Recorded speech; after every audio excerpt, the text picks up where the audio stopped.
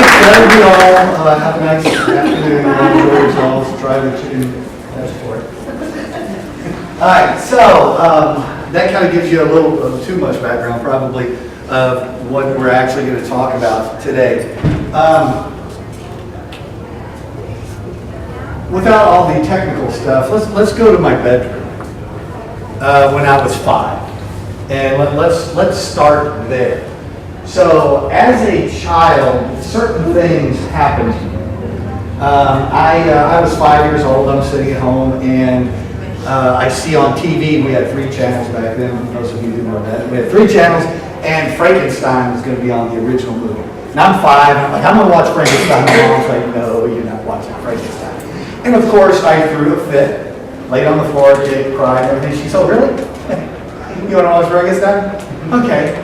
So she sets me up and goes and makes some Jiffy Pop popcorn and gets me a little soda and sets me in front of the TV. Yeah. Well, later that night, I go to sleep and pretty much experience this, right? I have to go to the bathroom, and I get up, and something grabs me from under her bed. And I pull away, and I run out into the hallway, and I run into the living room, and there's some couches there, and there's hands grabbing me there. And I turn around, go back in my bed, jump in my bed. Now I'm 5, and I have somebody there to protect me.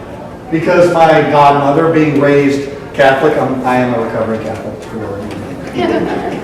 Being raised Catholic, there's certain things that, people give. And so anyway, I had a couple of nuns, a couple of my aunts were nuns, and I had a godmother. And they gave me the Sacred Heart picture of Jesus to protect me in my room.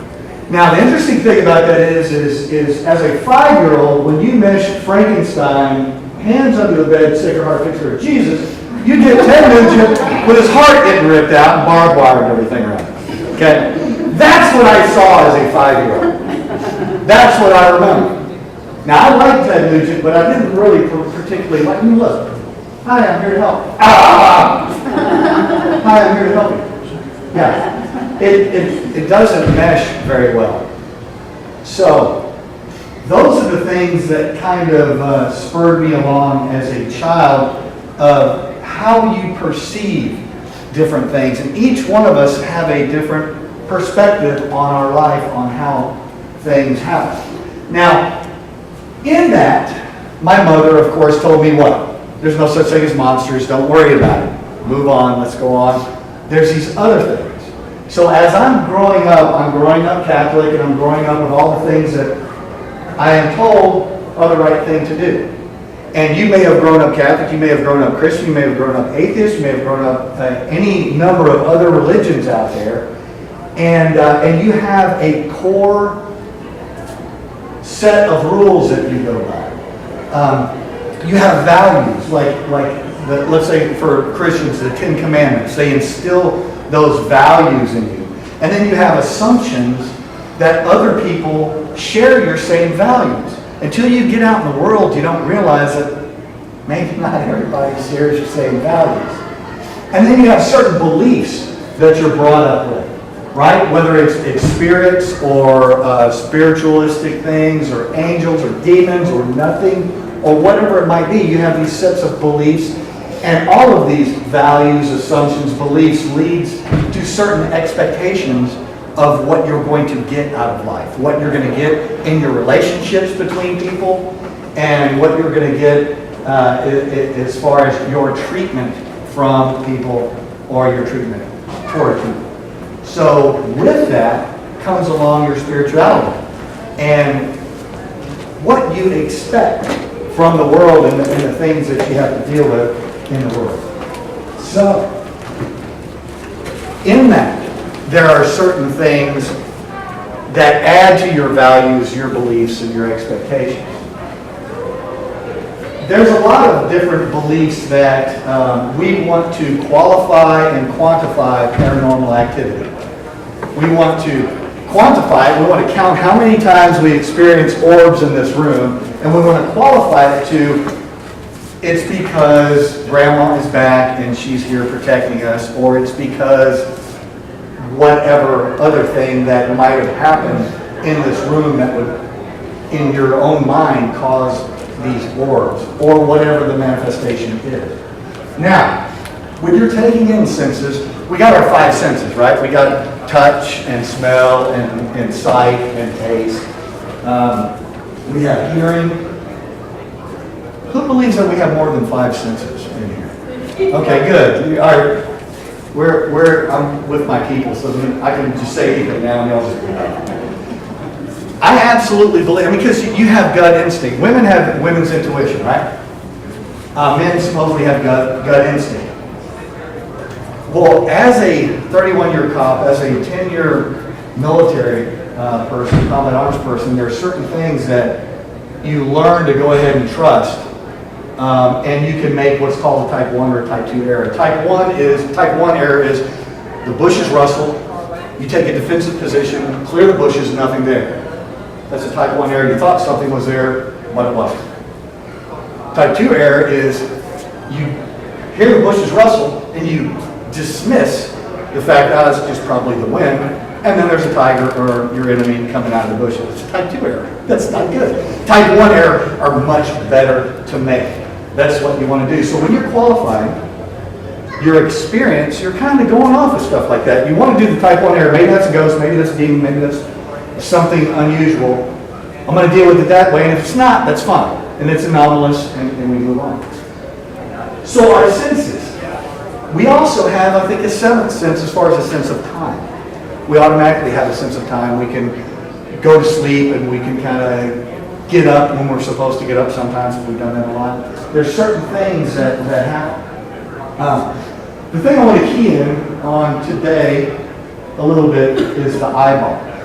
Your eyeballs are taking in most of your sensory perception, okay? And in order to process that, it takes about 1/3 of your entire brain to process the amount of information that's coming in. And you have to trust that information because that's what we're told to do, right? You have rods and cones in your eyes. The cones pick up your visual spectrum. You have essentially three different types of cones that are picking up specific colors. And you're making up those colors, and this is what we see as the colors of the rainbow. That's what we see with our eyes as human beings. Now there are some women out here, might be some in here that might have 4 cones. You can see more shades of purple, more shades of red than a man can. But for the most part, we're pretty much set on how that goes.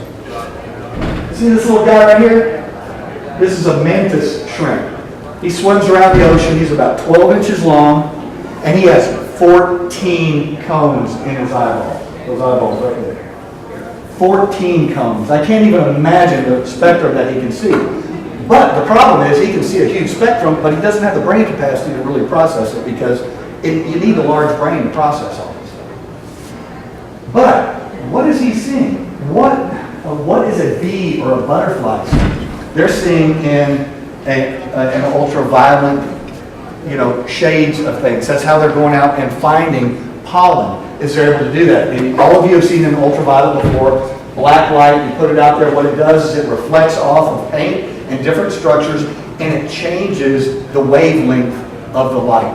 And that's why it looks white, and you do it, and it's got this weird look. It has automatically changed the wavelength for this light for your eyeball to pick it up. So that's why it looks weird. So you got animals, bees and stuff that are looking for nectar and things like that are looking there. And then you have snakes and some other animals that are seeing in infrared.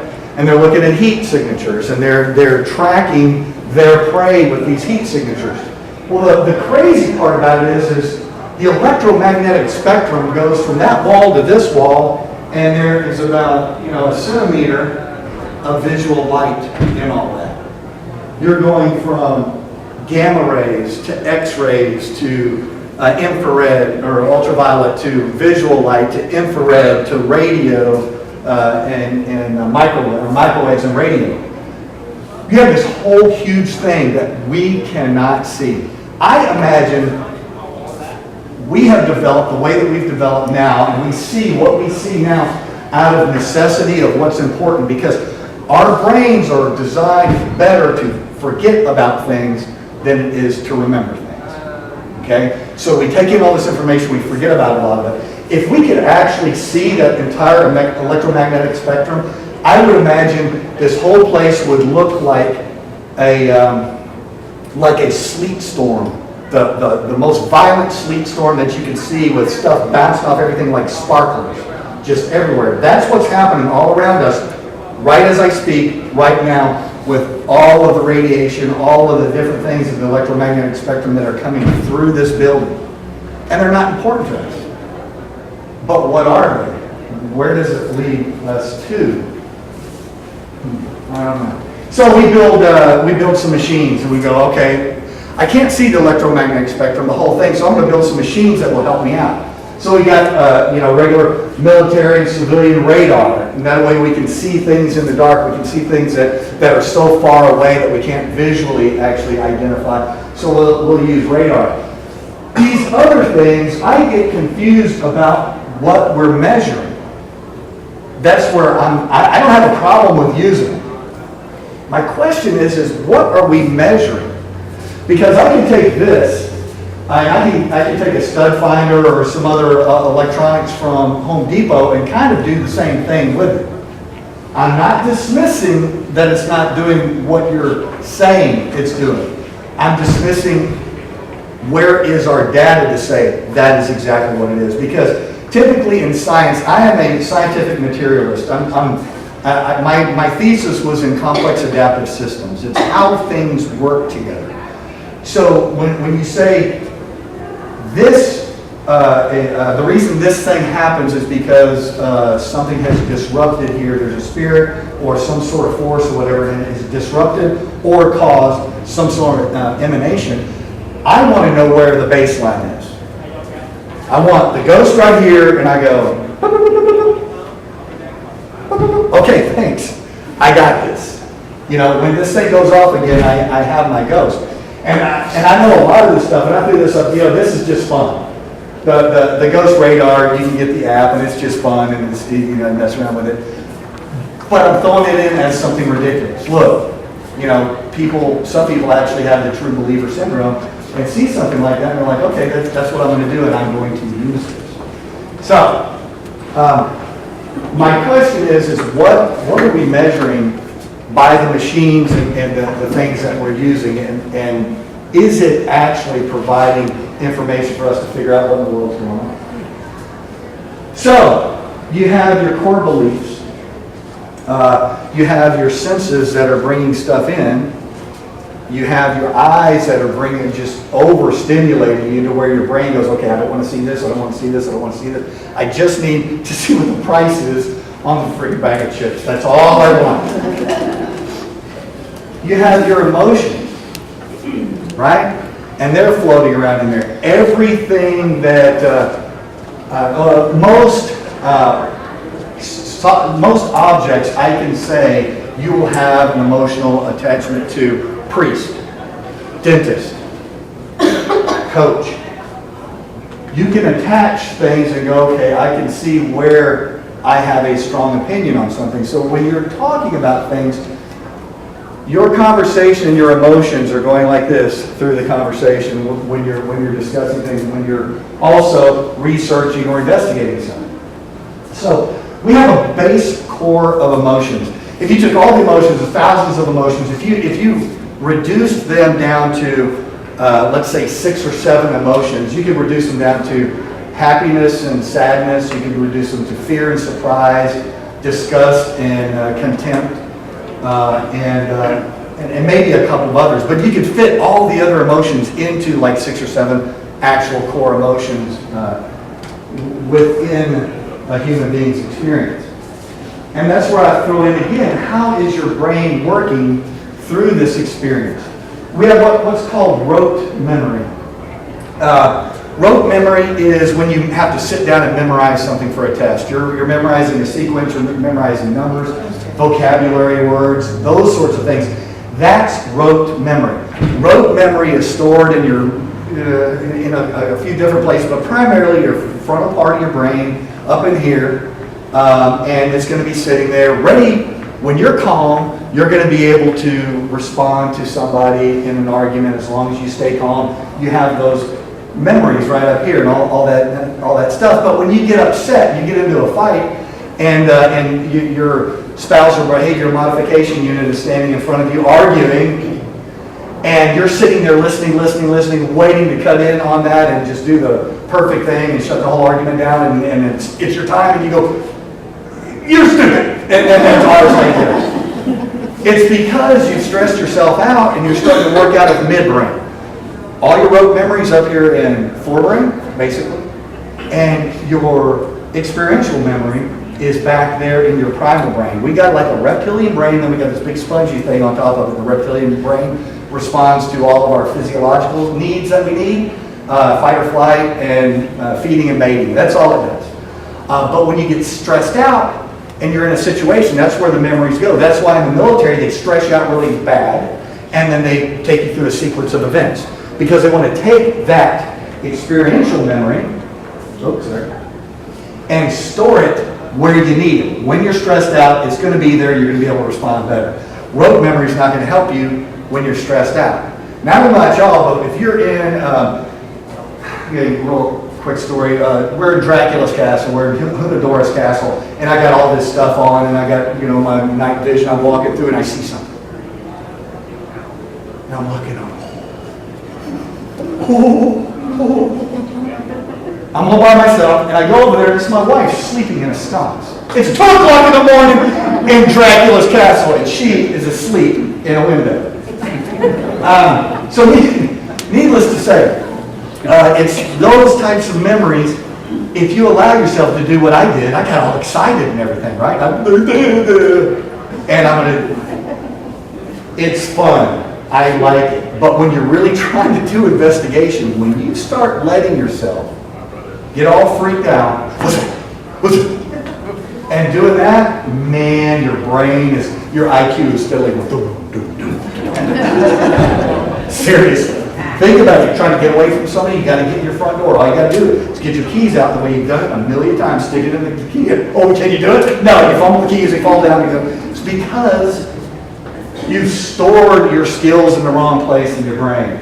So, rote memory, not so good. Experiential memory, great.